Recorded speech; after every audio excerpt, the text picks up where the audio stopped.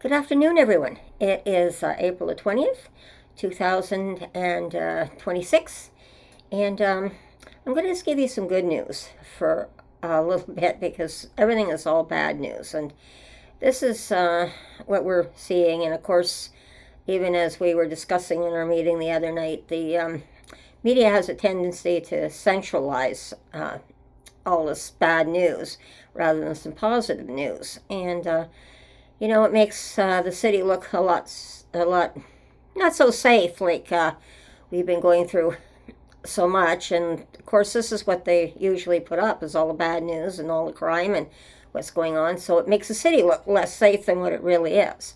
And I just want to tell you that our city is probably safer than most cities. Uh, it's a very large city after the amalgamation, that's for sure, in 2000. It became not the little city of Ottawa, it became the big city of Ottawa by then. So there's been a lot of growing pains along the lines with the city, trying to grow at the same time. But today I wanted to put something on. Something came out there over the weekend, and it was on the market that we've been talking about, where the crime has been in that. And it's very interesting because I just want to show you the difference. Now, growing up here, the market, the Byward Market, was always the center of the city when it was the little city of Ottawa growing up. And when it was Bytown, this is where people gathered in the marketplace. So you would have the outskirts of the city at that time, and throughout the city, the whole city had come there. It was a major meeting place at the time. And just to show you how safe it was when I was a child, when this is way back when I was very young, and I can remember going with my mother, taking the streetcar down to the market downtown.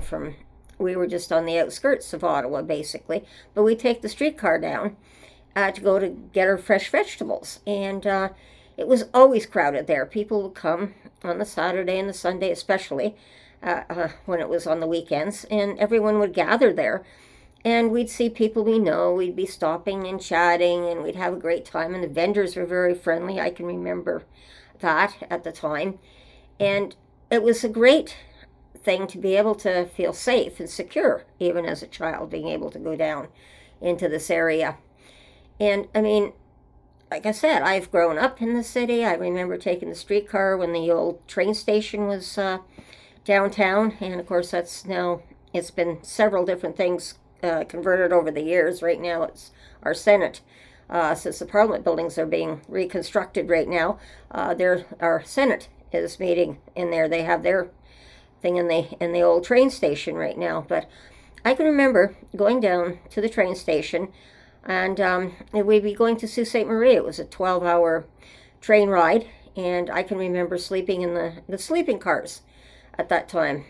And it was a big thing, and it's just nice to see that we're still preserving some of that history because the building is still there.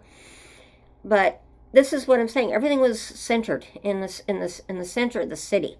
And as we grew as a city, from the small city of Ottawa, we ended up going from the in the urban areas, expanded. What happened was we had shopping malls that started being built. So we had things that were handy to where we were living, so we did not necessarily come down anymore to the center of the city.